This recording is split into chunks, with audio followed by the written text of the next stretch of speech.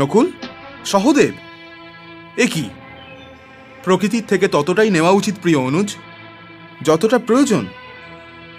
যদি মানুষ এটার প্রতি খেয়াল রাখা ছেড়ে দেয়, তাহলে প্রকৃতির ভাণ্ডারই শূন্য হয়ে যাবে। আমরা কি করব জ্যেষ্ঠ ভ্রাতা? আপনি দুর্যোধন, দুঃশাসন, শকুনি আর কর্ণকে কেটে ফেলার আজ্ঞা যে দিচ্ছেন না।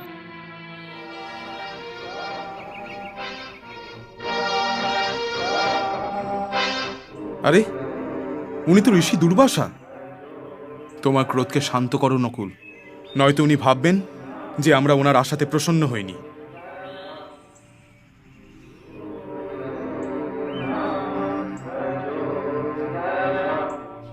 প্রণাম ঋষিবর। কল্যাণ হোক। আমাদের কুটিরে এসে শোভাবৃদ্ধি করুন ঋষিবর। ঋষিরা শোভা বাড়ানোর বস্তু হয় না রাজন। আমি ক্ষমা চেয়ে নিচ্ছি ঋষিবর।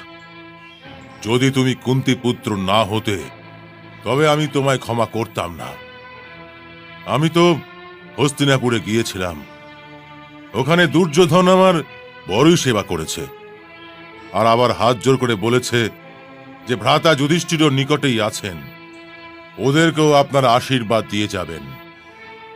এই জন্যই আমি তোমাকে আশীর্বাদ দিতে চলে এসেছি। ঋষিদের আগমনে তো আমাদের সৌভাগ্যের দ্বার খুলে গিয়েছে। স্নান করবার পরে আমরা ভোজন করব রাজন। ভোজনের ব্যবস্থা করো। যথা আজ্ঞা ঋষিবর।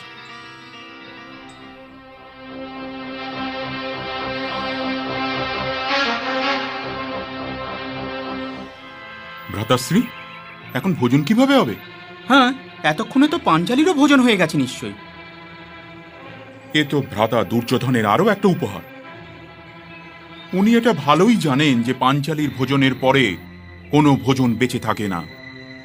আর যদি কোনো ভোজন বেঁচে না থাকে, তাহলে এবার ঋষি দুর্বাসার ক্রোধ। চলো অনুজ।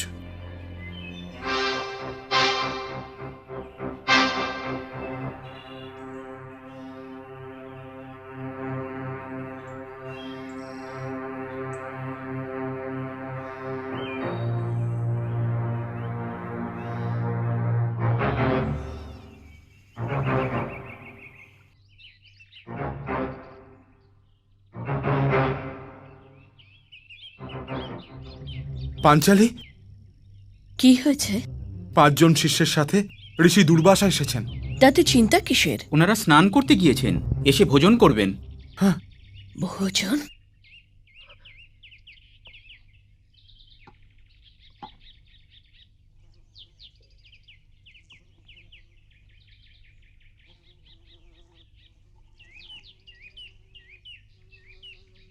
কখনো কি কেউ এটা ভাবতে পারবে যে ইন্দ্রপ্রস্থের সম্রাট এ কথা শুনে চিন্তাতেও পড়ে যেতে পারেন যে 5-6 জন ব্রাহ্মণকে ভোজন করাতে হবে?